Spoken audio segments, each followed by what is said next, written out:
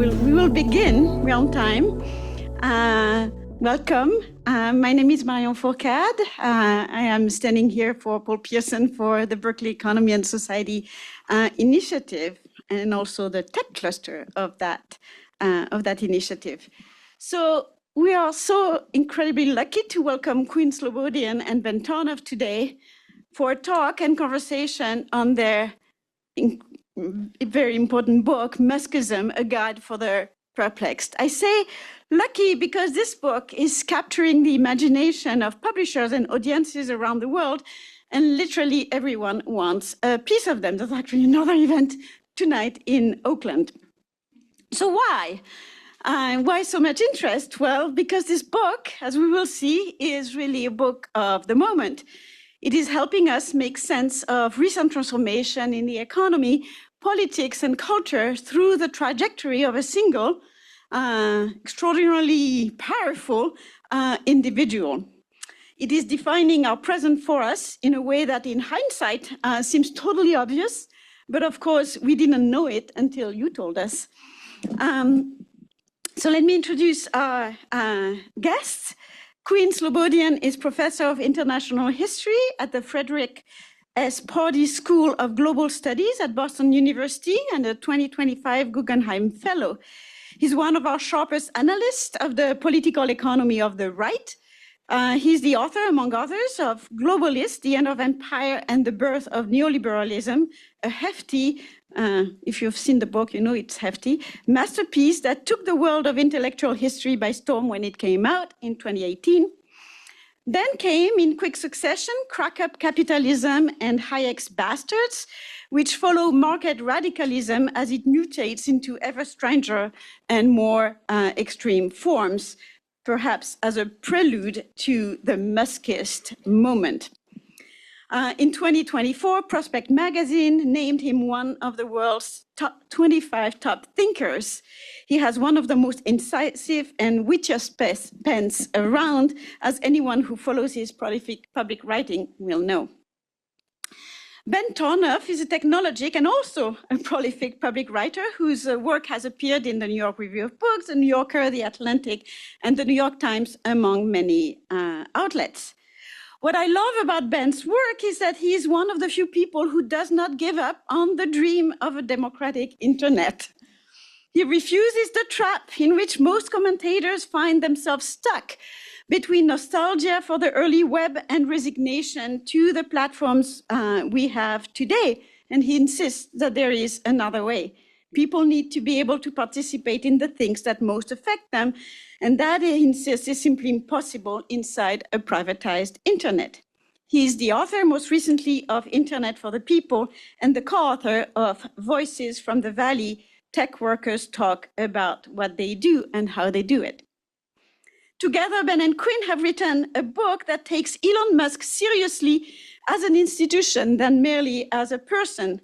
They trace the worlds that made him and his system across apartheid South Africa, Silicon Valley, the attention economy of social media, and the symbiotic relationship with the US government to show how they converge into something that they call Muskism, and they'll explain what that means. It's a sort of post-liberal playbook built on crisis, hierarchy, and the promise of sovereignty through technology, but of course, not for everyone. So I give you Quinn Slobodian and Ben Tarnoff, and please buy the book, which is available right outside. Thank you. Thank you so much. Can everybody hear me all right? Can you hear me from the microphone? Thumbs up. Thank you so much, Marianne, for the introduction. And thank you so much for hosting us in the matrix of all places, which is a concept with a lot of meaning for Musk, which we may or may not discuss. Thank you all for coming, especially at Friday at 4:15. We really appreciate it. Quinn and I are going to talk for probably 30 to 40 minutes. We have an unsettling slide deck for you, beginning with this AI-generated picture, which is actually the cover of the German edition of the book, if you want to collect them all. We're going to just kind of go through quickly, actually, the chapters of the book, try to lay out some of the main ideas. Before we begin, I'll just give you a very brief précis of what do we mean by the word Muskism? So the thought experiment that initiated this project when Quinn and I began developing in early 2025 is, as many people in this room are well aware, commentators of the last century looked at the life and work of Henry Ford and coined a term, Fordism, defined it variously, but they drew from the life and work of Henry Ford in order to infer or extrapolate a system. Ford himself didn't call himself a Fordist, but people found materials within Ford to think about something called Fordism, which was a way of organizing not just the factory, but society outside of the factory in order to be conducive with the needs of mass production. So we began looking at the life and work of Elon Musk and asked ourselves, could we draw out of that source material something called Muskism? And that was our launch point for this project. The one-line definition of Muskism that we present in the introduction is that it is the promise of sovereignty through technology. That Musk is not so much in the business of selling cars, rockets, and satellites as he is selling the notion that both individuals and nation states can fortify their self-reliance in an increasingly unstable world by plugging into his infrastructures. So we're going to go through in the next 30 minutes what we call the modules of Muskism, drawing in particular on particular moments in Musk's own career to illustrate those. The first is apartheid South Africa. If you know anything about Musk's biography, you probably know that he was born in Pretoria in 1971, grows up in the last stage of the apartheid regime. And the apartheid regime, of course, was a white supremacist one, quite formally and explicitly, but it was also a modernizing regime. It was a regime that saw itself as futurists of a sort. If you've seen downtown Pretoria, the government buildings there are done in this high modernist style. They really embody this aspiration for a kind of modernity. Of course, it was a particularly kind of regressive modernity. If you're familiar with the term from the historian Jeffrey Herf, reactionary modernism, which is in reference to Nazis, on the one hand, rejection of liberal values and embrace of high technology, you can find a kind of similar stew in late apartheid South Africa, all of apartheid South Africa. And in particular, how this manifests is that the regime attempts to pursue a degree of economic and technological self-sufficiency, because it perceives itself correctly to be surrounded by enemies, both within and without the borders of the nation, and turns to both technology, but also attempts to insulate themselves from global markets to a degree in order to ensure the survival of the regime. So this is a picture from Pelindaba, the South African Nuclear Research Center. The South Africans built an operational bomb by the early 1980s with help from American and Israeli scientists. They also obtained licenses from Ford to build automobiles within the borders of the nation. They use IBM mainframes to implement the racial classification system of apartheid. Now, why is all of this experience meaningful for us? Because when you look at Musk's later career, when you look specifically at SpaceX and Tesla, which are really the firms where he makes his name and his fortune, he starts SpaceX in 2002 and he becomes CEO of Tesla in 2008. And at both places, he emphasizes vertical integration and the reduction of reliance on external suppliers. From the beginning, his industrial philosophy is about trying to concentrate production as much as possible within the walls of the firm. The 2000s, that was quite rare. That really cut against the conventional wisdom of the time, which in retrospect is really the high point of free market globalization, where the common sense is to decentralize production across global supply chains, even a simple T-shirt crossing borders several times before it lands on the shopping mall shelf. Musk does the opposite.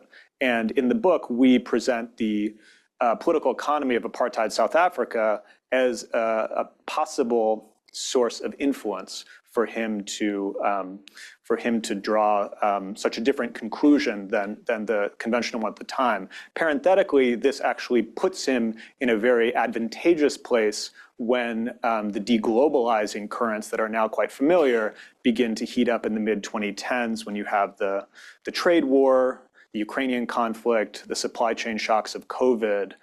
To think about the factory as an enclave, which is a very South African apartheid way of imagining it, and not as a node in a global production network, is actually quite prescient on Musk's part in the world we currently live. Moving right along, so Musk leaves South Africa in 1989. He has a brief interlude in Canada and then at the University of Pennsylvania, but by 1995, he lands in Silicon Valley. 1995 is the year that the federal government, after having patiently funded the development of the internet, chooses to privatize its infrastructure. And not coincidentally, this is also the year in which the dot-com boom begins. So August 1995 is the IPO of Netscape.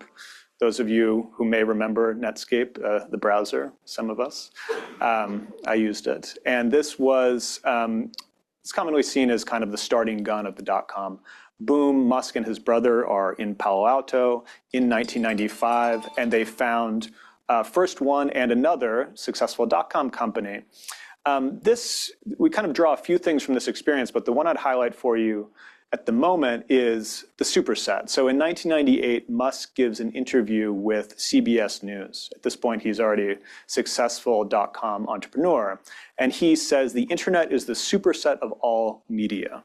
It's absorbing TV, print, broadcast, radio, and adding this new layer of interactivity. So if you're familiar with Mark Andreessen's famous phrase from 2011, software is eating the world, this is an earlier expression of the same idea. And it articulates a kind of worldview that becomes increasingly important to Musk, arguably one that began all the way back in South Africa when he purchased his first Commodore PC. That's what this picture is. Began to program for the first time, hooked a modem up to it, called a computer in Oxford, started to experience the early internet. So we trace that thinking back to the South African experience, but the dot-com era is one in which it begins to really consolidate. And this is the idea that the internet is the primary layer of reality, that the computer is the control module of society. And this cyborg way of seeing the world is one that becomes increasingly central to Musk's worldview, in which we in fact devote the second half of the book to. Next is SpaceX. So Musk takes his winnings from the dot-com boom and moves down to Southern California, gets a warehouse in Hawthorne and starts building rockets. And his peers and colleagues at the time think he's crazy because everyone else is building websites and apps. You know, in the early 2000s, they're crawling out of the rubble of the dot-com crash to create what we now think of as the platforms. You know, surveillance capitalism as a recipe is beginning to be developed and perfected at Google in the early 2000s. Musk says, I'm going to go the other direction and build the hardest of hard tech. I'm going to build rockets in Southern California. One of the ways to understand this, again, very counterintuitive seeming move, is that Musk is seeking the next frontier of what we describe as state symbiosis. It's very important to our argument that Musk is not seen as a libertarian. We think that's a real misunderstanding. Throughout his career, Musk has attempted to use the state as a source of power and profit, and does not seek to displace the public sector with the private sector, but rather to achieve a fusion of the two. And SpaceX is a perfect illustration of this dynamic. SpaceX is launched in the first year of the global war on terror. And Rumsfeld, you may be familiar with this, but September 10th, so the day before 9/11, September 10th, 2001, Donald Rumsfeld stands in the Pentagon and gives this extraordinary speech where he says, the Cold War is over, we defeated the Soviet Union, but we have a new enemy, and the enemy is us. And in fact, this enemy looks a lot like the old enemy. It's too bureaucratic, it's too centralized, it's too much about command and control from the top down. And if we want to revitalize ourselves as a modern fighting force, we need to draw on the techniques and technologies of Silicon Valley. We need to become more agile, more networked, and rely more heavily on high technology. And in this vision of what defense intellectuals are calling network-centric warfare, Musk offers a very important, a very useful pitch, which is that if he can get satellites into orbit much more cheaply than legacy providers. And satellites, particularly in the 1990s, when the GPS constellation becomes operational for the first time, the 90s is really the decade where satellites become integral for warfare. Had satellites for a while for surveillance and reconnaissance, but now satellites are being used to guide munitions to their target and for battlefield communications. The Iraq War is really the inflection point where satellites become crucial. And Musk is saying, I can bring the techniques and technologies of Silicon Valley to radically reduce the cost of putting mass into orbit so that those various special forces units that Rumsfeld imagines will cover the globe to fight terrorists wherever they may be can be facilitated through this new set of satellites. And in fact, that's what he does. Over the course of 20 years, starting in 2002, SpaceX manages to reduce the cost of putting mass into orbit by more than 90%. And Musk manages to do so essentially by applying old school capitalist rationalization techniques to the shop floor, introducing process innovations, introducing new technologies like reusable rocketry. And now, because of this extraordinary efficiency that he unlocks, SpaceX controls about 90% of all US orbital launches and about half of all launches globally. This is an illustration, once again, of what we call state symbiosis, because on the one hand, the Pentagon in particular acquires expanded capacity. It's able to exercise sovereign functions related to war making in ways that it couldn't have possibly imagined before. But on the other hand, this is sovereignty as a service. It has to be purchased from a monopoly private provider like Musk. And as we might get into in the Q&A, this is, I think, where we try to somewhat distinguish ourselves from a kind of state market or public-private binary that we might associate with neoliberal era. We talk sometimes about Muskism as increasing state capacity through private means. So it's not about the hollowing out of the state, it's actually about an expanded state, specifically expanded in its coercive functions, through a closer integration with the private sector and specifically with private technology firms. Okay, so the last piece I'm gonna discuss before handing it to Quinn is Tesla. Tesla is, again, probably the best known of Musk's many enterprises within his empire. And the story we drill down in the case of Tesla is to look at the year 2008. So 2008, of course, is the year that Barack Obama is elected. And among the many promises Obama makes in the course of this campaign is that through investing heavily in renewable energy technologies, the United States will achieve energy independence, which of course has been a goal of American presidents since Richard Nixon.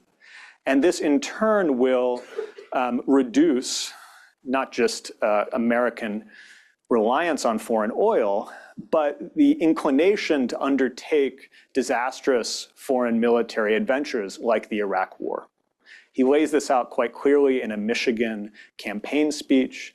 And this is a vision of what we call electric autonomy, the notion that renewables can enhance autonomy, enhance independence.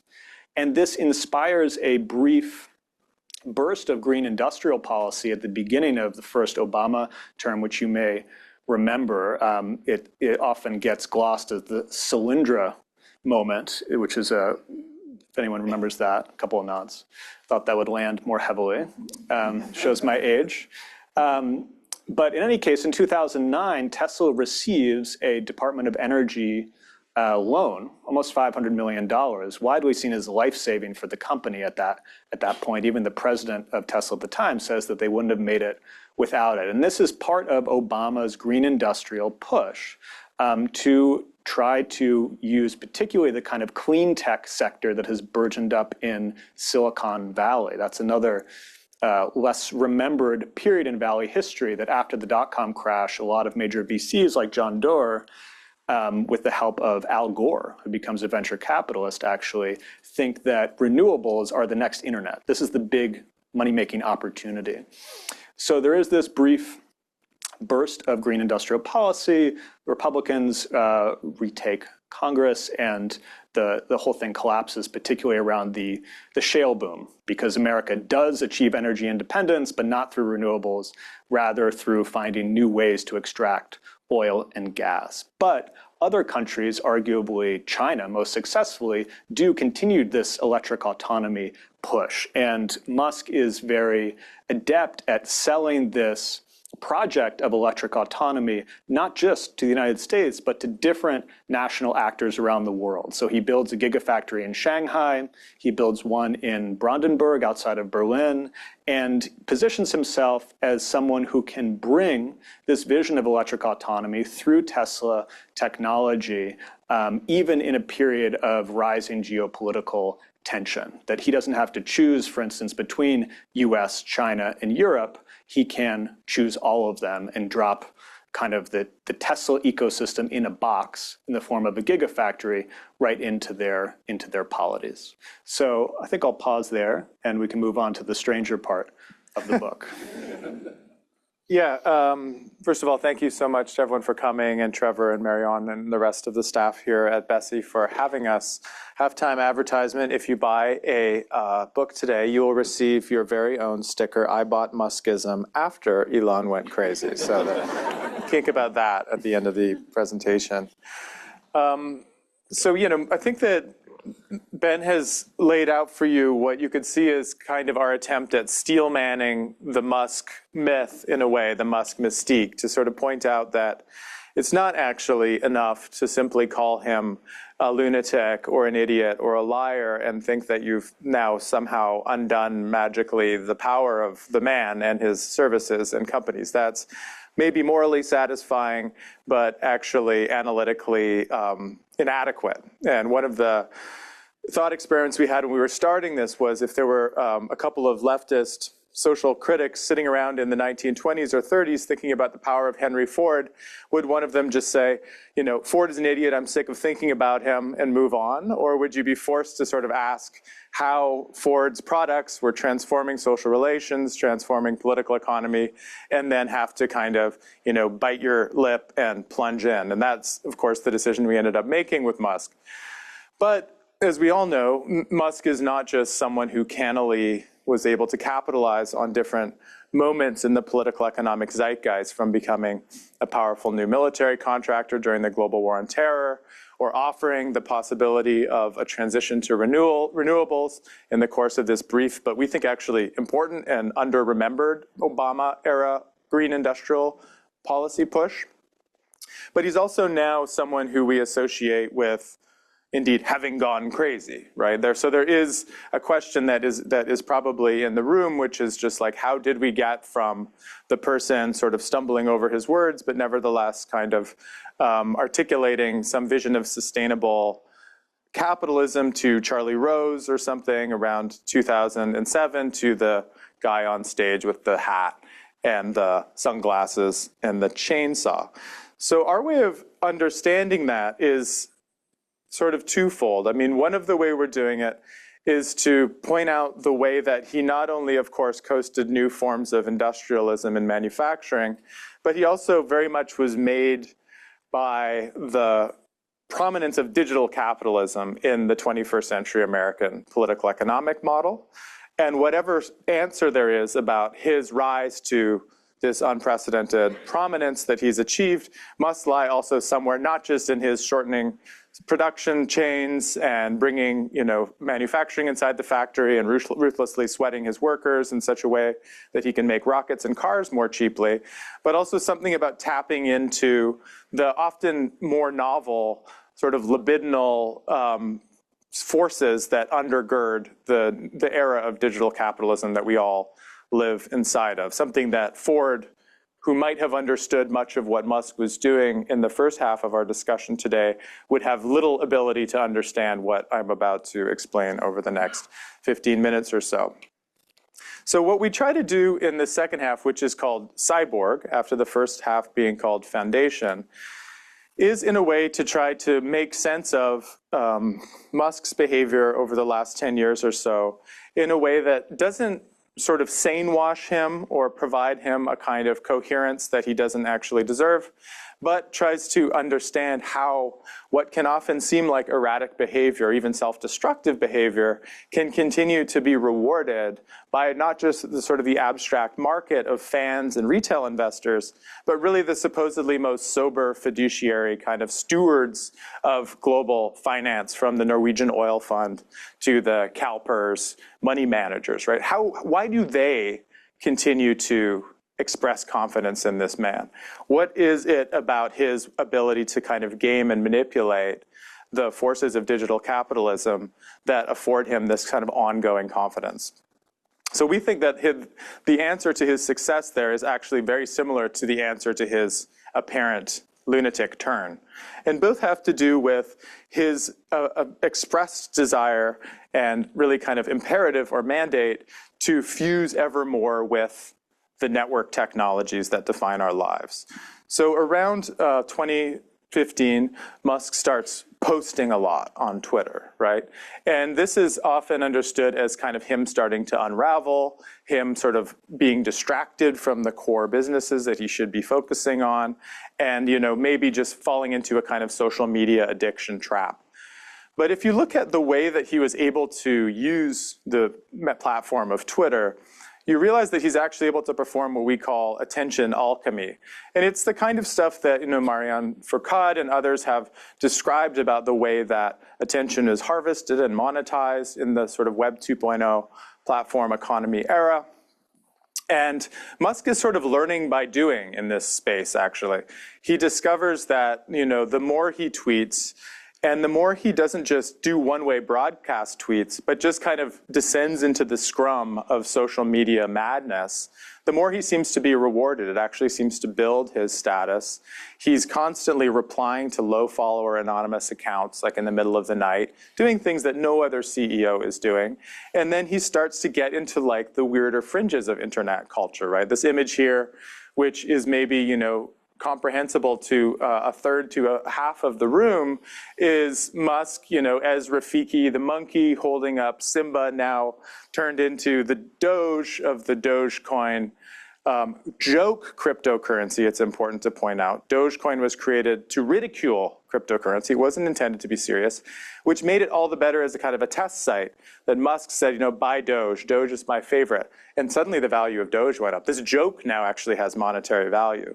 When he does it with Bitcoin, which is a bit more of a genuine, potentially speculative asset, then it also goes vertical. He puts Bitcoin in his bio. It has immediate effects. He, as we know now, in sometimes cases that he was later punished for by the SEC, he says things about the stock price of things like Tesla, and it has immediate, overnight, if not minute-to-minute effects. So he is discovering that he is in control of something that the Bloomberg reporter Matt Levine described as a kind of a magic lantern that can just be rubbed at some point and just say price go up, and rub again and say price go down. And it happens, it happens, it happens. And it seems to be something that he can do serially without paying any kind of cost, reputational cost, or certainly any kind of economic cost. So his plunge into the internet becomes first, we think, as a kind of maybe unself-reflective, but nevertheless effective, instrumentalizable feature of his mystique gathering, his charismatic kind of strengthening and foundation building, and then actually ends up dovetailing more with his direct enterprises. Of course, in 2022, he ends up purchasing Twitter directly, first also seemingly on impulse or even as a joke. He has to be coerced by Delaware courts basically to go through with the acquisition. You might remember there's like a bookshelf of books saying what an idiot he was for having done so, and it was the world's worst business decision, ha ha ha, Twitter's dead, Musk is an idiot. And yet, his personal net worth and his standing actually seemed to rise even across this period. How does it then intersect with what would then become his political right-wing turn and the other businesses he's part of?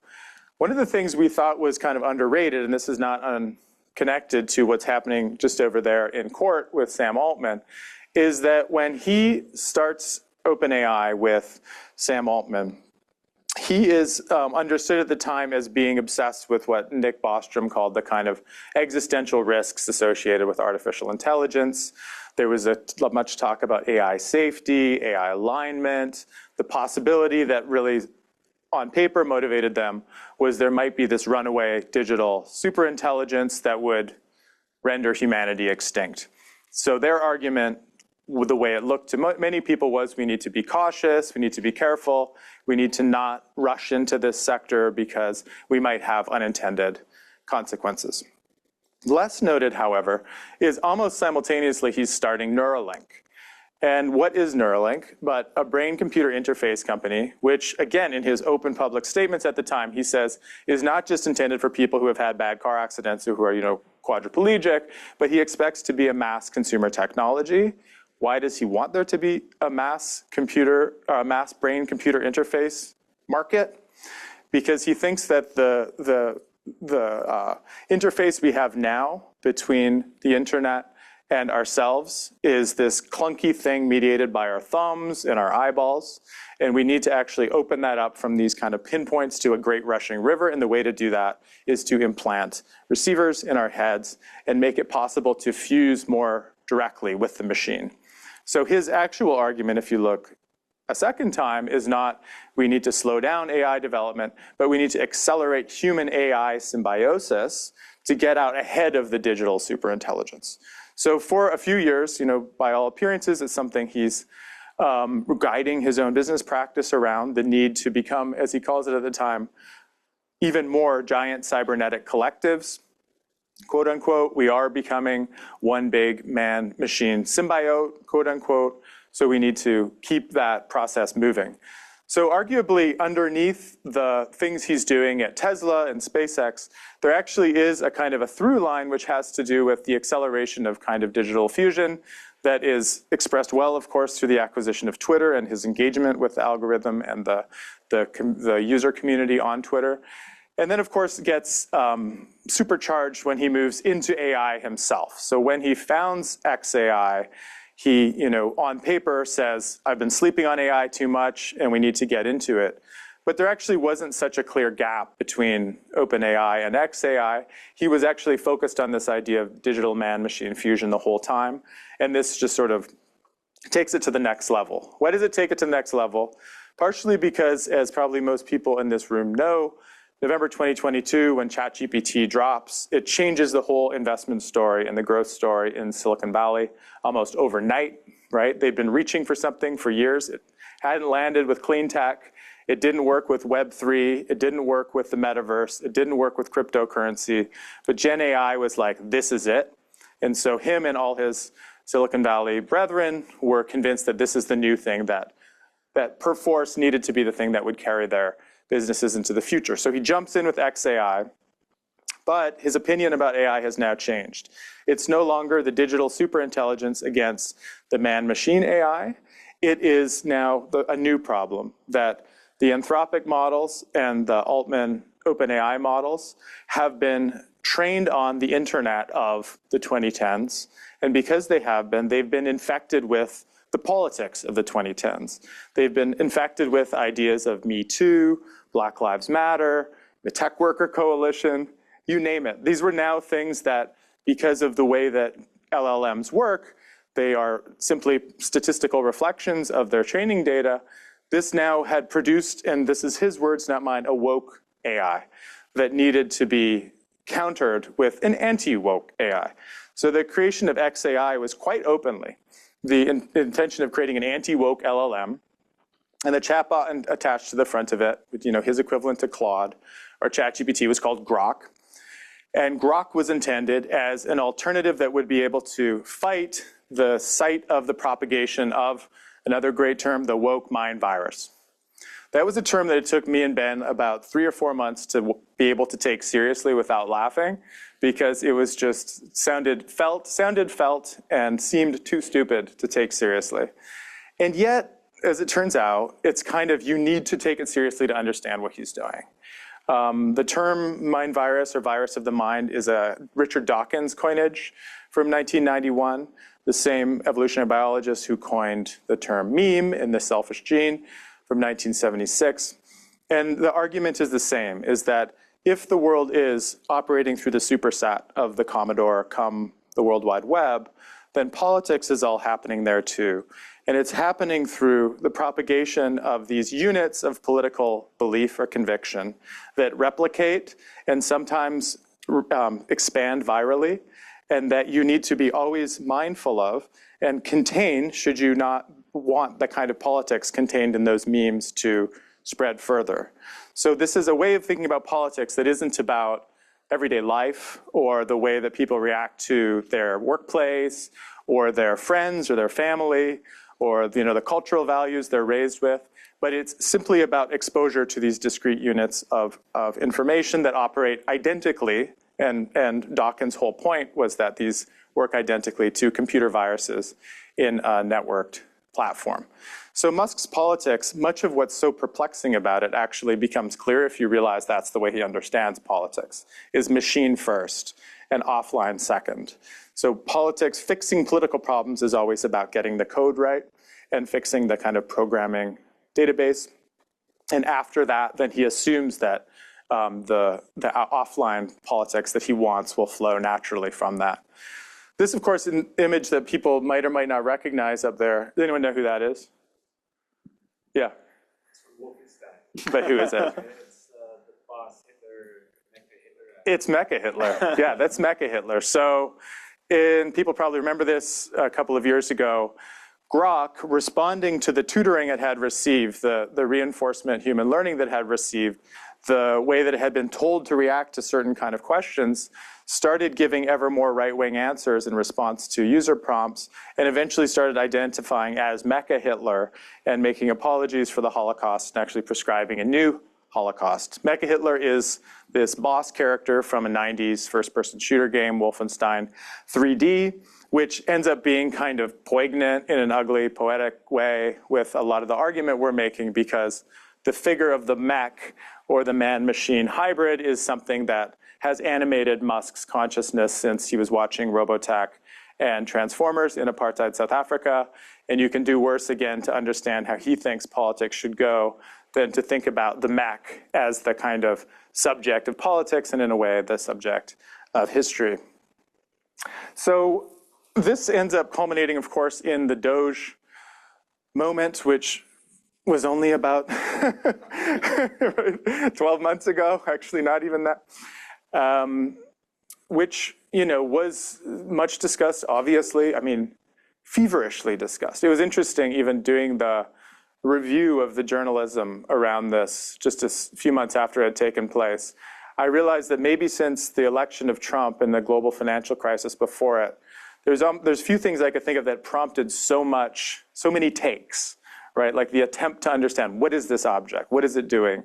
Where does it come from? What's the motivation? Who are the main actors? What is it actually doing to us and doing to the state? We ended up focusing in on the way that it becomes a reflection of this digital cyborg politics that Musk had embraced. And the way into that was really through the question of gaming. So the image up here people might recognize from something he posted on X in the course of Doge, the very beginning of Doge.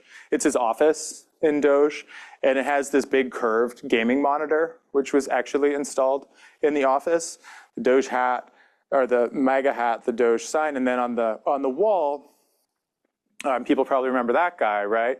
It's a version of Pepe the Frog, who in 2016 was considered so dangerous that Hillary Clinton gave a specific speech saying that the frog is more dangerous than you realize. I think that's one of the lines that she uses in it. Right, so at the time, very associated with the alt-right and anti-Semitism, and rightly so. but how far we'd come from 2016 to 2025 that now the man unelected, given the task of renovating the government, jokingly posts the picture of Pepe as a Roman gladiator, or Roman, whatever that's supposed to be, gladiator / senator, on his wall because his name in Diablo 4, or both. In both Diablo 4 and Path of Exile 2, games that Ben was forced to play for days on end Terrible. to research for this project, I suffered. was called Kekius Maximus, Kek being another reference to openly alt-right, Groyper subculture, and Musk's willingness, flouting of public opinion of a certain kind, to adopt that as his own name, we feel is, itself tells us something about the lack of necessity, and this will get into something I'm sure we talk about in the Q&A, about traditional problems of legitimacy and consent, as understood actually in the old school model of Fordism. Why was Fordism so functional and stable over so many decades? Because it met the working class halfway. It had a kind of bargain or a settlement to give to the people buying in mass consumption, mass production, the male breadwinning nuclear family, intergenerational mobility, certain kinds of racial exclusion that gave kind of wages of whiteness. One can talk for a long time about how Fordism secured consent. What we in the end found so symptomatic and interesting about Doge is how little that seemed to enter into the mentality of someone like Musk as he was carrying this out, right? The idea of convincing anyone that this was necessary became almost something that was only an afterthought, if that. And it was almost rubbing in people's faces the idea that he actually didn't need to persuade them because tech support is above and beyond politics and is simply a question of optimization of the mainframe. So that's a good enough place to leave it. I think that might give us enough to chat about, and I look forward to the conversation.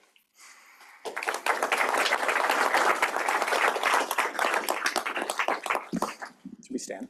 Thank you so much. It's It's amazing that you were able to present every single chapter of the book. It's fantastic.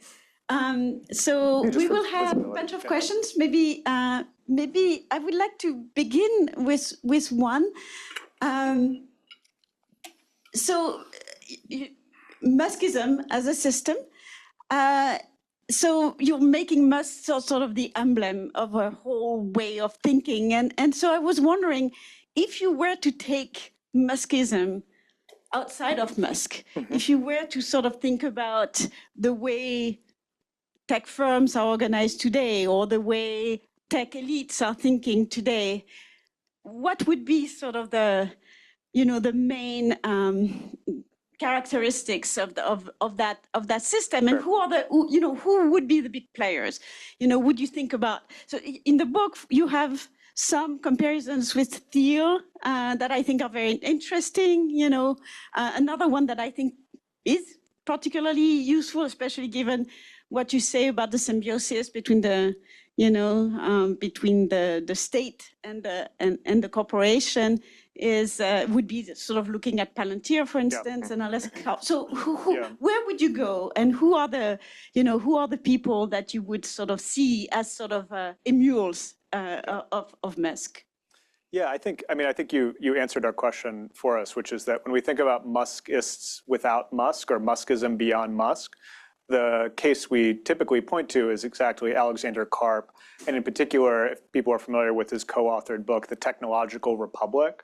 It was kind of interesting reading that book as we were writing this book, because a lot of the themes that we lay out are expressed very clearly in that book. It's essentially a manifesto for state symbiosis, for the integration of the tech sector with the US military in service of this expanded sovereignty. And it's interesting because Quinn made this point at the end about the what is Muskism offering, this kind of the question of how you secure consent or legitimacy. What's interesting about the Karp book, among the many interesting things, is what he's promising is safety and self-reliance in a world filled with enemies. It's not a promise. It's very much not a Web 2.0 vision of we're going to make the world more open and connected. We're going to ensure global communication and connectivity and or material prosperity. It's none of that. It really is this vision that I think we could plausibly say recalls this apartheid imagination of a hostile world filled with enemies, and you need to harden yourself, garrison yourself through the use of high technology to exclude undesirables and outsiders. I think the postscript we would add, just to clarify, however, is that the CARP book was written with the expectation of a Kamala Harris administration. And I think that's an important qualifier to add. So you can imagine these themes around Muskism, around deglobalization, digitization, state symbiosis, as unfolding under different political regimes as well. I don't think it has to necessarily be associated with the right. Yeah, I mean, I think a lot of the themes that we're bringing up transfer pretty smoothly to other parts of the leadership class, and also just the kind of the models of profit and revenue creation that are being dominant now, right? Adrian Daub is a friend of ours who teaches at Stanford and has a lovely book coming out called How Tech Governs, the second after publishing one in Ben and Mora's series with FSG. And one of the things he begins with is driving up and down the 101 from San Francisco to Stanford and realizing that the billboards are written for like a dozen people in the valley, right? Like they're not facing the user, they're not facing the average consumer, or really even the tech literate consumer. They're selling enterprise AI to enterprises in almost all cases. And that is actually one big shift, right, from the Web 2.0 platform era, where this idea, like on the Time magazine, like person of the year is you, with like a Mac screen reflecting you back into, is simply not the case anymore. Like the real sites for profit for generative AI, and especially the kind of hardtack military stuff like SpaceX specializes in, is more often than not direct to government and state, let alone the Palantir kind of Maven model. So the practice of persuasion has fallen away alongside the changes in the profit generation model, and the drumming up of a sense of social conflict to further support investment in their technologies becomes actually the imperative, right? So rather than making the case based on connectivity, you make the case based on conflict and danger, because that, to protect yourself from those things, you would need to turn to their products. So we think that that is actually a general kind of mood well beyond Musk. Yeah, and I think, since everyone is going to be made redundant and everyone becomes sort of a potential threat or potential source of resentment. So we're going to take questions. I'll begin with the back. Hi, thanks so much. As you were talking about comparisons to Fordism, I was reminded of Gramsci's writing in Americanism and Fordism on the sexual discipline required of the ideal factory workers.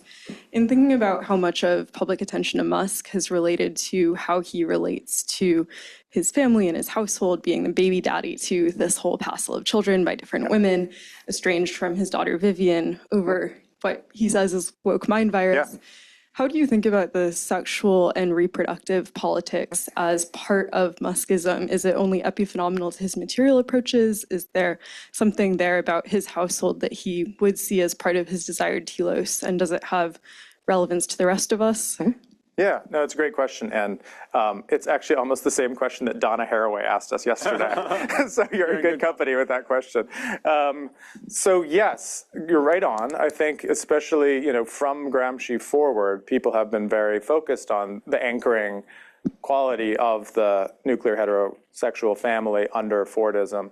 And that is one of the things that I think was interesting to us when using that Fordism as an analytic, right? So really what we're trying to do is not say, look, they're perfectly matching. We're actually more saying what is missing in Muskism that somehow existed under Fordism to make it work as it did. And his relationship to demographics is something that I've been actually thinking and writing about for a couple of years now, even before we started this. Because it does seem to be like it superficially seems like an exception to his usual attitude, which is that empathy is an exploit, right? The idea that humans are burdened with what he calls suicidal empathy, and that our desire to care for other people ends up cashing out as efficiency harming things like a liberal refugee policy. Again, this is all just woo-woo in his brain, but these are things that he states openly. The demographic thing gets interesting, I think, if you look at it in terms of scales, and we mentioned this in the conclusion to the book. On the one hand, he says, I'm working for the benefit of humanity. That is then anchored by the idea of breakthrough technologies that will ensure sustainability, maybe even interplanetary colonization. So in the kind of long-termist sense, okay, that seems to be your fulfillment of the social contract. But then, as we know now, he's turning ever more to fears about white populations and white birth rates. So then you would say, okay, how are you helping to reverse demographic decline in white majority states? Like if as let's say you were a far right identitarian and you wanted to like call Musk out on the carpet and say like, put your money where your mouth is. Like, what are you actually doing to make the white race prosper? He wouldn't have much to say actually, because there is no pronatalist policy in Muskism as far as we can tell, beyond the promotion of the meme of white demographic decline, which itself has a kind of utilitarian function in the sense that he thinks that far-right and identitarian actors are adept at using the internet and adept at sucking up new voter interest and will likely be helpful political partners in the near future. So whatever someone from the AFD or the Tommy Robinson faction of the British far-right is saying, he will repost and restate, not really because he believes in it or that he has any idea of actually fulfilling the kind of language that they're talking about, but because he thinks it has a political utility in the kind of angling for leverage in the next phase, which he imagines to be the wipeout of centrist legacy parties and their replacement by parties of the far right. So the only place where he does seem to align theory and praxis is, as you say, in the reproduction of his own particular genetic germline, right? There he is very proactive in using all of the forms of assisted reproductive technology available. The fact that his first 6 children were all born by IVF and were all assigned male at birth says something about his use of, let's say, pre-implantation sex selection in the practice of IVF, and is also something, incidentally, that has made Vivian Wilson speak out very angrily recently in the course of writing this book. She said, like, the reason he hated me is because I was a product. He bought a boy, and he didn't get a boy. And that's why he guilted me my whole childhood for being, you know, a feminine boy, because I wasn't the one he wanted. So that, I think, is, if you want that, I think that the real way that pronatalism works in Muskism, it's just personal pronatalism. And he actually is under the influence of Simon and Malcolm Collins, who are the most famous kind of pronatalist ideologues. He actually hired Malcolm Collins' brother to work at Doge. Malcolm Collins' brother came from a fertility clinic to the job at Doge, like he was working in that before.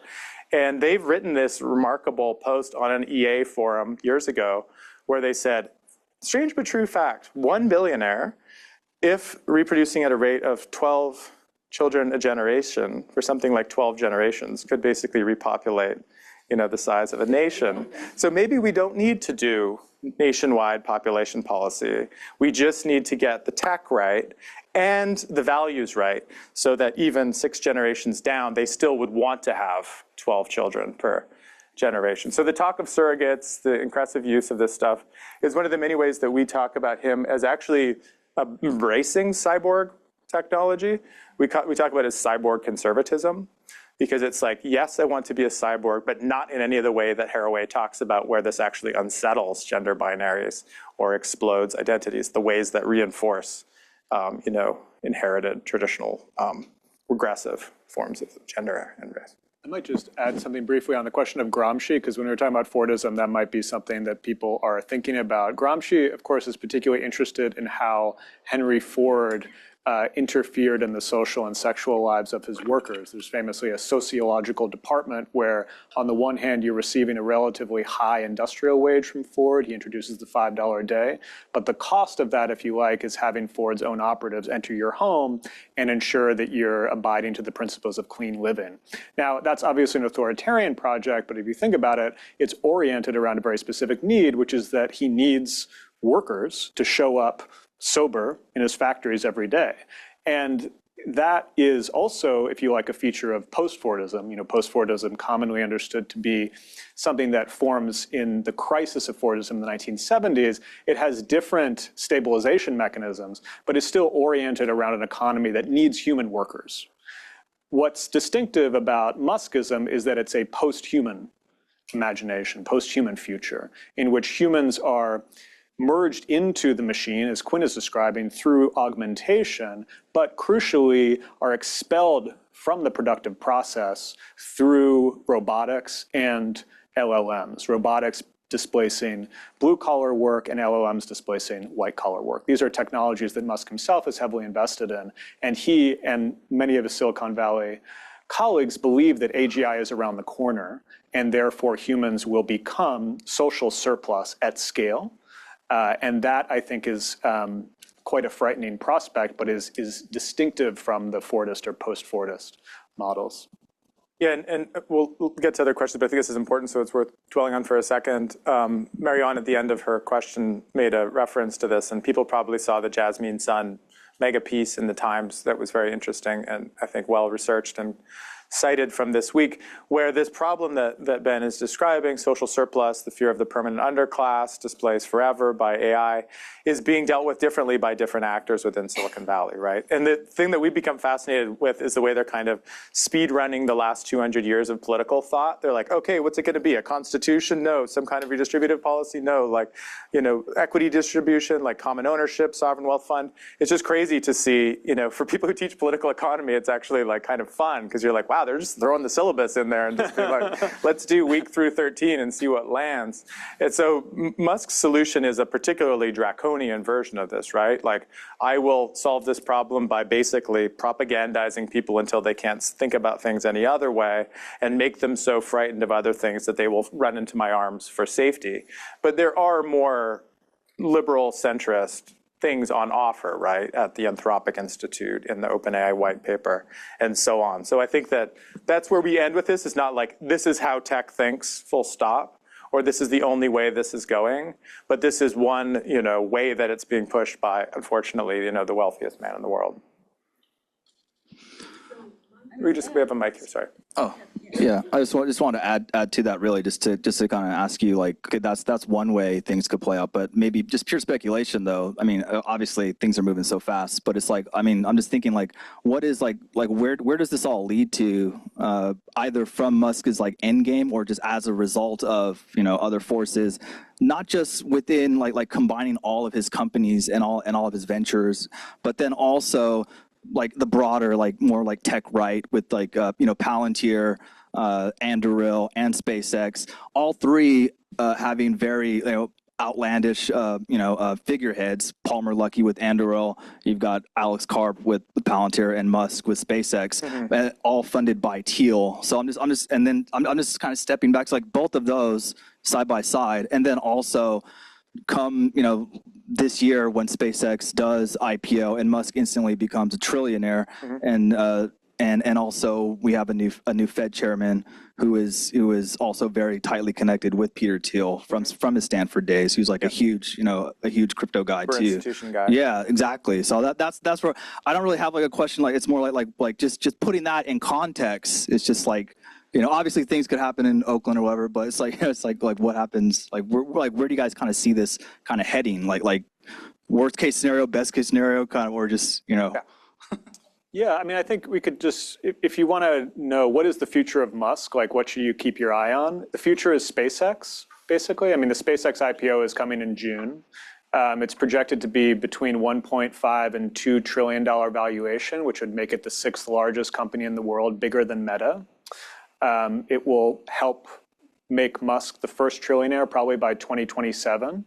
And if you look at what Musk is attempting to do, he's trying to fast track SpaceX's inclusion into the major stock market indices, so the NASDAQ 100, the S&P 500. And when this is achieved, all of the passive funds that track these indices will be forced to purchase SpaceX stock. So anyone who has money in a 401k, pension funds, he will become too big to fail. He wants to make himself structurally indispensable to the global financial system to achieve that level of lock-in.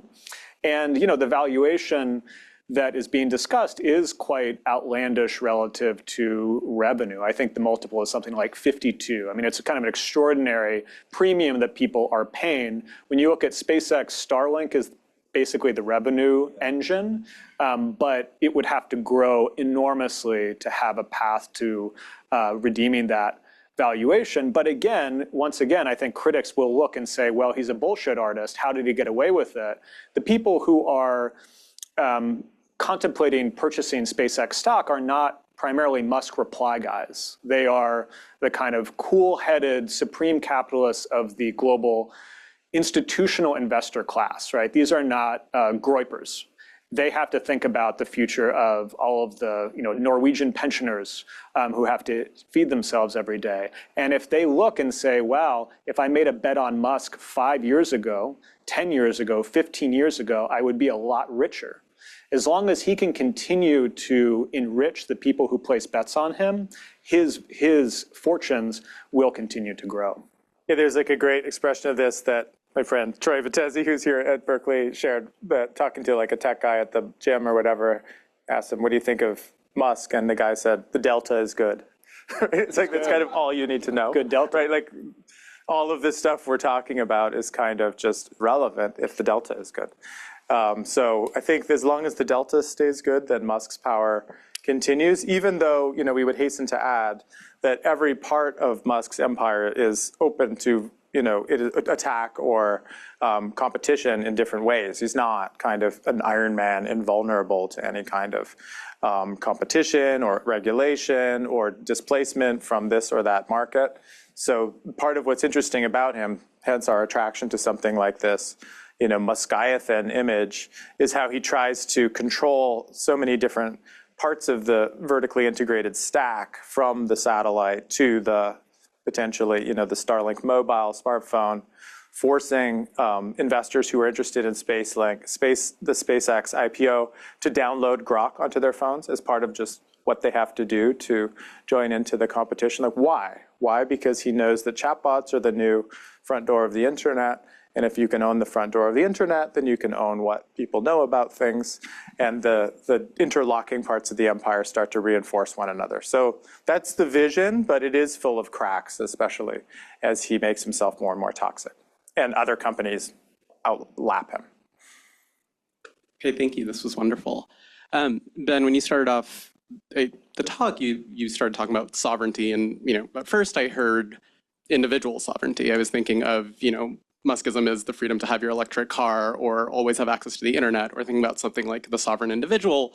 But then it seemed to me that you were giving a picture, a kind of classical, old school picture of sovereignty, infrastructure, military technology, the power over life and death. And yet Musk himself, but also the class of people he's representative of, seemed to me to be someone who wants to escape sovereignty, right? Whether not wanting to go through a purchase to defy, the economic logics, and legal force, whether it's through Doge, completely, in some sense, unaccountable and above the government. And then there's, Quinn putting this in conversation with some of your other work, the exit option altogether. And so I'm just curious about how these two things, this kind of turn to state sovereignty, but then also an escape from sovereignty, how you see them fitting together. Is it just sheer naked hypocrisy, or is there something deeper there? Maybe I'll talk about the individual sovereignty. You can talk about exit. Sure. That sounds good. Yeah. So the way we think about sovereignty is that for Musk, it is sold at different scales. So in this presentation, we mostly talked about at the national scale, right? He's selling to Obama's America, or to Chinese, or to the Germans, a vision of sovereignty through technology, specifically through electric autonomy. But you can also make the same promise at the individual level. So Tesla increasingly presents itself as not a car company, but as an ecosystem. And there's a fascinating shareholder meeting speech in which Musk narrates an experience that he has in Austin during a snowstorm. And he says, this was a snowstorm that killed the grid. I was there with the lights out, no internet, just sitting there. But if I had the whole Tesla ecosystem, I would be fine, because I would have the Tesla energy battery system. in my closet. I would have the solar panels on my roof. I would have a Starlink receiver also on my roof. And I would have everything I need for doomsday, as he calls it, within my Tesla dome. Of course, in the garage, he would also have the Cybertruck. And the Cybertruck is what you drive through the social unrest, the natural disaster, to get to the grocery store or whatever is still standing and returning. So that's a kind of individualized version of sovereignty through technology, where you are attempting to harden not the borders of the nation, but the borders of the home to protect yourself in an era of instability. Yeah, and on the exit question, I think that one of the reasons we felt like it was worth writing this book is we felt that people were being misled, I think, perhaps intentionally, by some of the cookie crumb trails that other people in tech were laying out for them. So Peter Thiel is the master of this, right? I mean, he's basically just throwing candy to humanities majors and watching them gobble it up and then doing stuff while they're eating.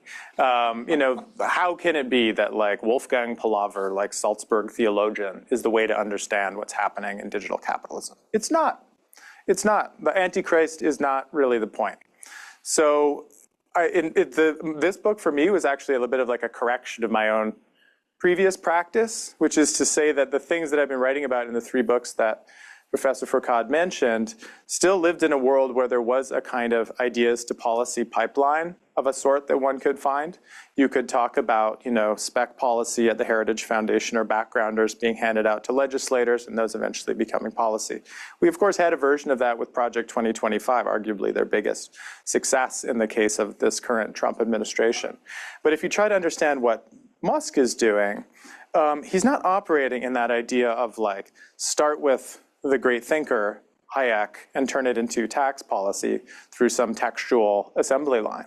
He's coming to his ideas of how the world should operate through his encounter with the problems of conducting his own businesses, right? The intellectual history of a capitalist in some way needs to be reconstructed through the practice of capitalism, in the case of Musk, not through, I guess, the paperbacks they riffle through at the end of the day or before falling asleep.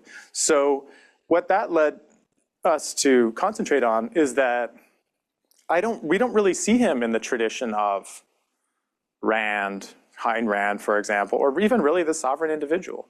In practice, Musk, for one thing, has never expressed those kind of interests. What he has always done is expressed great interest in figuring out how he can plug into state backstop, state subsidies, become the provider of last resort for all of the things that a state would need to do to perform its necessary functions. There's a great example of this that we cite at the beginning of a chapter, where he is doing a kind of internship at the Bank of Montreal between college and arriving in the Valley. And he's working at a finance desk, and they have these Brady bonds, which were like securities that were backed by the Treasury to cover Latin American debt. And he tells his boss, like, we should get some of these Brady bonds. These are actually selling at a pretty good profit. And his boss says, I'm not interested in Latin American debt. We got burned too many times. And Musk says, but these are backed up by Uncle Sam. And that desire to be backed up by Uncle Sam is the way he's operated. I mean, looked at another way, like Doge, it is actually within the bounds of what one is permitted to do in many cases. It's not for nothing, and we highlight this, that US Doge service ends up literally replacing the US digital service that was rolled out by Obama to do many of the things in a much more benign fashion than he did at Doge, which is to modernize record keeping and communication between departments, to introduce a standardized way of querying things from one to the other. So the idea of him as an escapist or an exit artist is, I think, a bit of a distraction or a red herring. Even the desire to go to Mars. Are all of those sober-minded money managers backing SpaceX at a rate of 59-1 because they also believe in going to Mars? No, not at all. Because they know that the moneymaker for SpaceX is things here on Earth. And that's true for Musk too. So yeah, I guess we are like actually I guess I'm arguing against versions of this argument that I've made myself in the past.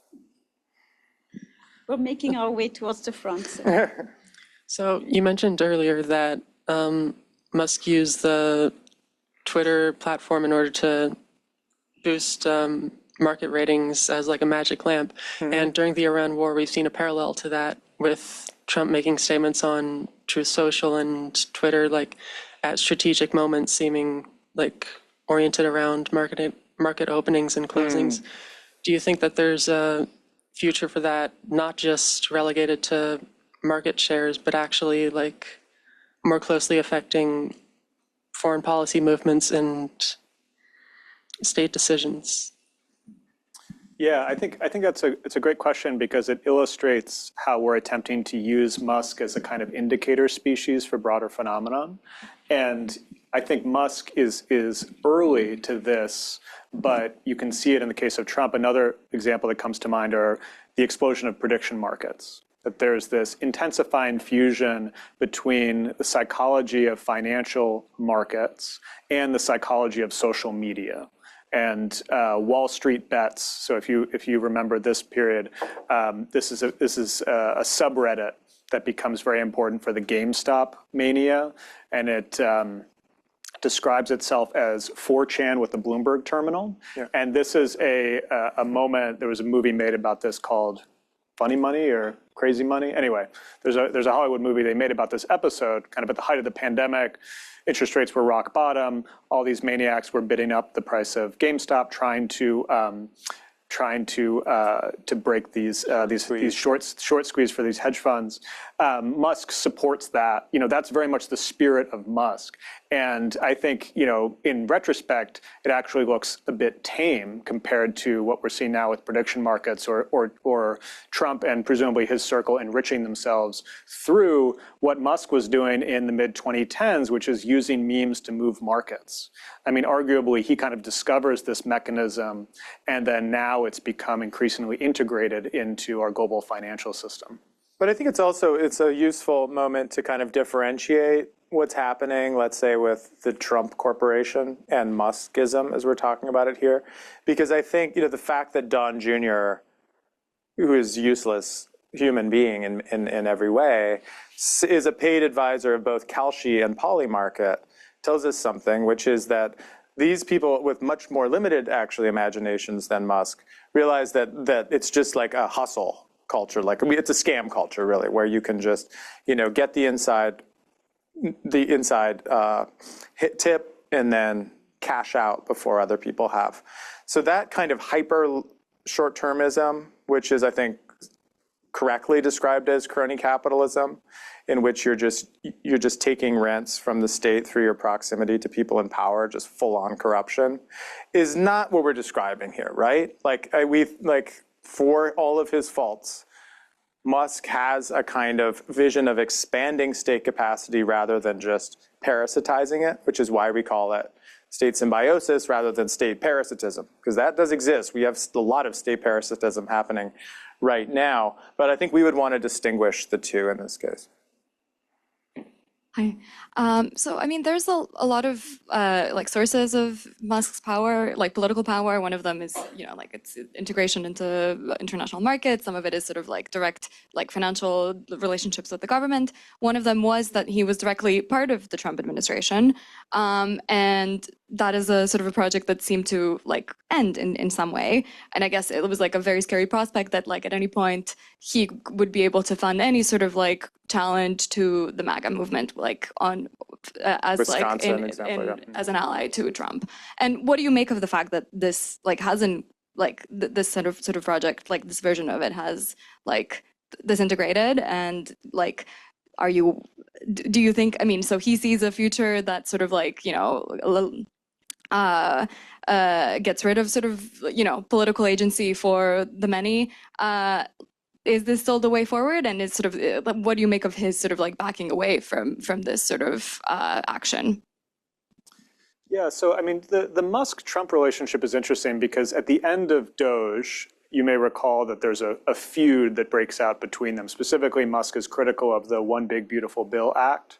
And they get into it on social media, Musk and Trump. And at one point, Trump threatens to cancel SpaceX's contracts with the government. And this is, I think, an interesting test case of this logic of state symbiosis, because they really are in a kind of symbiotic lock-in. Because if you think about it, on the one hand, that might seem like a very effective gut punch to Musk, given his dependency historically, SpaceX's historic dependence on government contracts. On the other hand, it would be very difficult for Trump to disentangle the government from SpaceX. Not impossible, but very costly.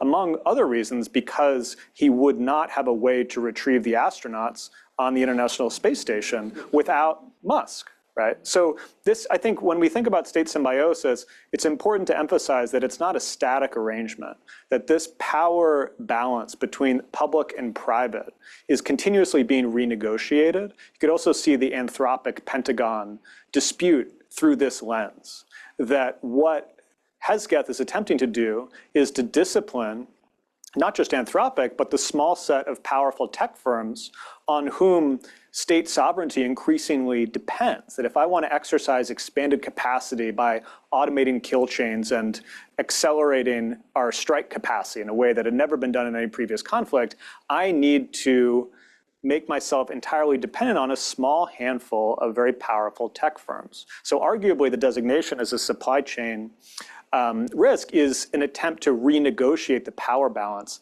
in that relationship. I would say in the case of Musk, it's not exactly the case. I mean, this feud has kind of been patched up since then. Musk's guy for NASA has gone through as a chief. Musk has been hanging out with Trump. Musk is also donating politically quite heavily again. So it wouldn't be accurate to say that he's stepped back from politics. But I think because of how the Doge experience went, it's unlikely that he would step back into the White House in that capacity again. Yeah, I love how you found these coherent threads in what is, many of us see as this incredibly erratic career. But I'm just curious, like, how intentional, how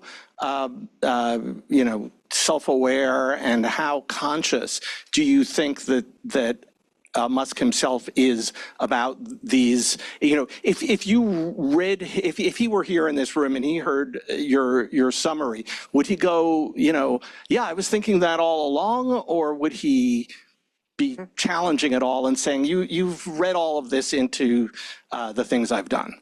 I guess our feeling is to ask why that would be the test of the correctness of the theory, right? I mean, in the same way that probably the regulation theorists would not feel the need for Henry Ford to nod along to their analyses for the analyses to be helpful. I think the interesting thing, again, about studying the intellectual history of capitalists is often their lack of self-reflexivity in exactly the way that we would expect from a normal intellectual. Like, the organic intellectual quality of someone like Musk is the fact that as a capitalist, he's responding to, often in an unmediated way, the kind of price signals and inducements that are part of his navigating through the demand of consumers and states. So in fact, it's not part of his job to be self-reflective or to create that kind of a coherent worldview. In fact, one of the ways we talk about it is financial fabulism, which is that what is part of his job is to tell outrageous stories that perhaps don't cohere into a single sensible worldview, right? The way that one raises money in Silicon Valley is by persuading a VC that you are not going to just incrementally fix a product here and there, but you're going to produce a totally unrecognizable future and create entire new market sectors that never existed. And they, in turn, to exit from your company, need to also say, and this thing should be worth this much more than it already is, because it's going to change things in all these ways. So there's a kind of imperative to fabulation that is actually built into this. And he certainly does, I think, follow that imperative throughout his work. But I think that, our feeling was that by adding the ism, we were actually granting ourselves the sovereignty of interpretation and taking it from him, as opposed to Walter Isaacson's approach, which would be to kind of like recount from within Musk's own self-understanding what he saw himself to be doing, and then find out, it's because his dad was mean to him or because he got beat up as a teenager. That's the rosebud. It's not at all what we were doing, right? So I don't know, maybe Ben. Yeah, that's a good answer.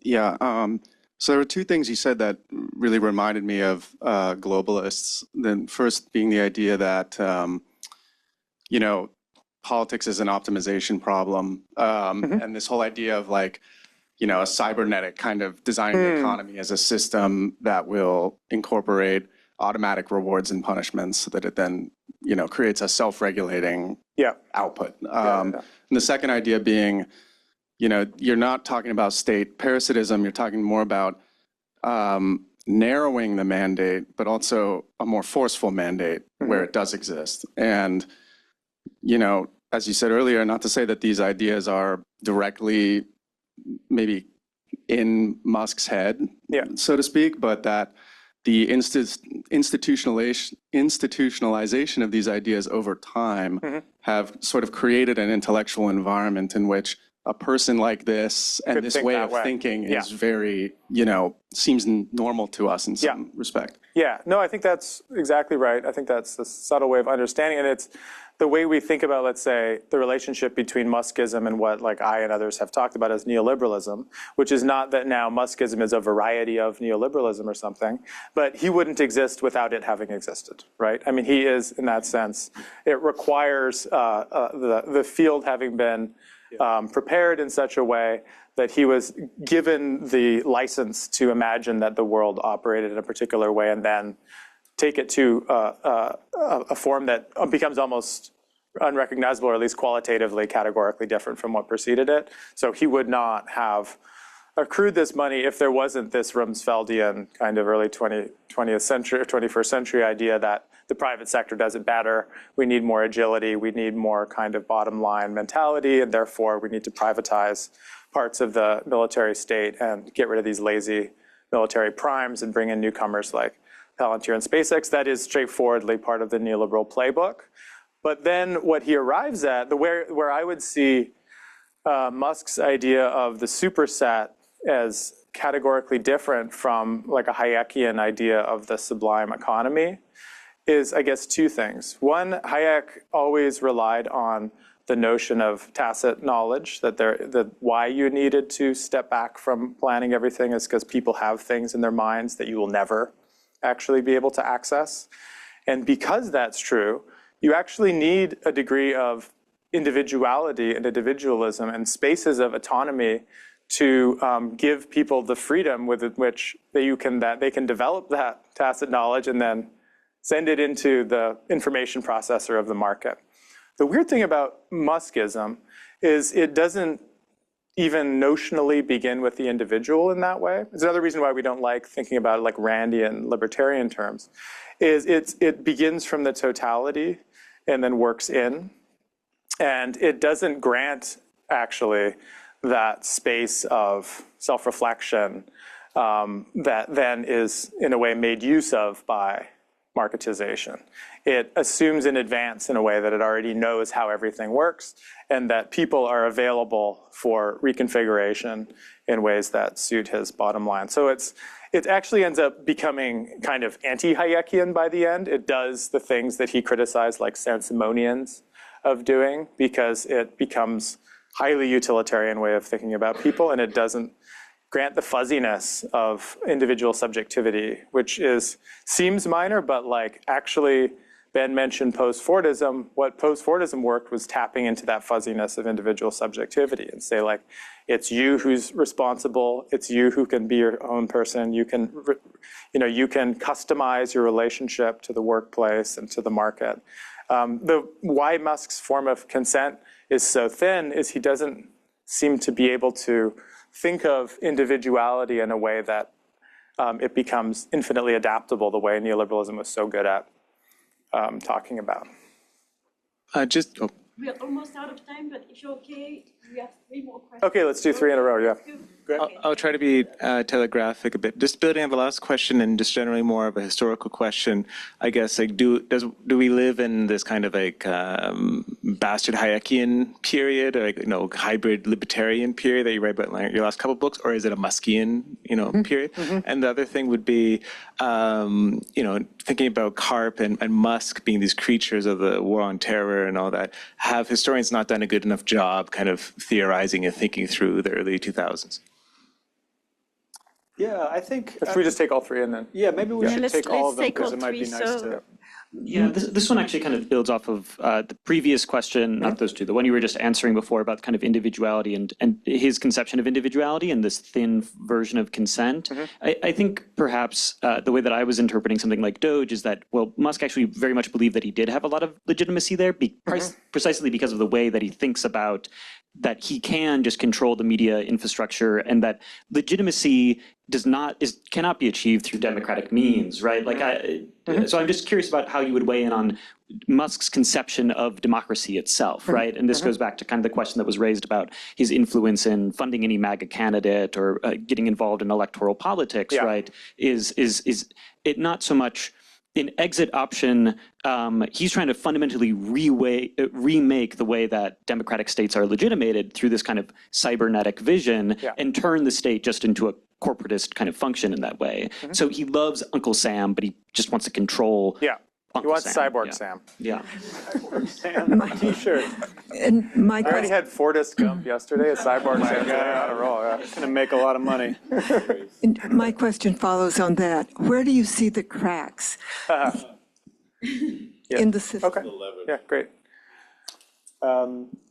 So yeah, maybe I'll take a couple of those. I think the question of consent and legitimacy, I mean, I think here is a place where we could see, on the one hand, Musk participating in a broader current, but then also adding something distinctively his own, which is, if you think about this question of seeming disinterest in obtaining consent, this is not unique to Musk. We think about how Trump really didn't even attempt to make a case for the conflict in Iran. This is clearly something that's happening within the American ruling class, where the notion of trying to obtain legitimacy doesn't seem worth it or necessary. I also often think of the depth of the cuts to Medicaid in the One Big Beautiful Bill Act. Very severe cuts that are, of course, being used to finance tax cuts for the richest Americans. You only do that if you really have absolutely no fear of pitchforks, that there's really no interest, even a self-interested one, which is, of course, the only way that concessions have historically been achieved, in ensuring a degree, a minimum degree, very minimum degree of social stability. And that may indeed be morally reprehensible, but it may be, in fact, a rational apprehension of the balance of class forces, that the working class has ceased to exist as an organized political force, and you needed struggle to obtain the concessions of Fordism, because if you're going to persuade capitalists to purchase social peace, they have to be buying something. And if they don't feel that they need to buy it, then they're not going to buy it. So that's one way of thinking about it. And Musk here, I think, participates in that broader current. On the other hand, he adds, I think, his distinctively cybernetic gloss to it, which is, and I think this is what you were alluding to, which is that if you believe that people are essentially software, that most people are NPCs or non-player characters, then the concept of consent or legitimacy doesn't even exist. Because it's not about, trying to obtain compromise in some traditional sense of political theory. It's distributing new memes to reprogram people's behavior through the proliferation of mind viruses in these cybernetic networks. That's his concept of meme politics. So again, it's in this funhouse mirror way, tapping into these quite real material developments, which is the extraordinary asymmetry of the balance of class forces, which is reflected in all sorts of political and ideological forms, but adding a kind of cyborg twist, which is arguably distinctively Muskist. Okay, yeah, so to Troy's second question, do we need to more adequately historicize the early 21st century, especially the global war on terror? Yes. There's actually a great book, which I feel like didn't get enough attention, called Homeland by Richard Bach, which I really recommend. It's a wonderful kind of cultural and economic history of 9/11 and the eras around it. On your second question, is he one of Hayek's bastards? Is it something else? I think what Ben was saying helps answer that question. So the stuff I talk about in Hayek's Bastards, this conclusion that the new enemy is anti-racism, feminism, environmentalism, and the class struggle has morphed into kind of a cultural struggle, the way that the war on woke is justified by MAGA and so on, provides the content for the memes that Musk then thinks are his anti-woke mind viruses that he could introduce into the same way I was talking about pronatalism on the identitarian far right. I think he sees those as like effective viral objects that can have a use value inside of a new mimetic politics. But I think it's not that he begins with that and then adopts the cybernetic stuff. It happens the other way around. But arguably, that's the grounds on which the MAGA political imagination finds a kind of unity or fusion with the big tech political imagination, that they both believe in this idea of hardwired nature and hardwired difference. But why that becomes interesting for them is that they take the wired part very seriously and see it also as a form of kind of counter-programming. On the question that was just asked about the cracks, so I alluded to this Jasmine Sun piece, which included this, to me, very interesting and like kind of quotable thing that we'll probably be thinking about for a while, which is from David Shore, who's like this famous kind of opinion democratic strategist guru guy, who has been running different slogans past target audiences to see what lands for people, what makes them want to support a candidate. And if you remember, one of Trump's most successful slogans was this advertisement that was like, "She's for they, them, I'm for you," which was cultural anti-wokeism politics, regressive gender politics. The David Shore discovery was that the slogan people respond to most is, "They work for the bots, we work for you." So actually, that runway that people like Musk and his confreres had from November 2024 to a couple months ago is running out. Right, it's running out, actually. It's going to hit the wall. Like, it turns out democracy does still exist so far. And the old-fashioned kind of levers of throwing the bums out when they are doing things that they seem to be perfectly sanguine about saying it's going to ruin the lives of you and your children and grandchildren may end up having a kind of barb in the tail of it, right? So I think I am not so pessimistic about the fact that just old-fashioned social mobilization and popular anger might, bring some of this stuff to at least a partial stop. And that is such a perfect way to end this.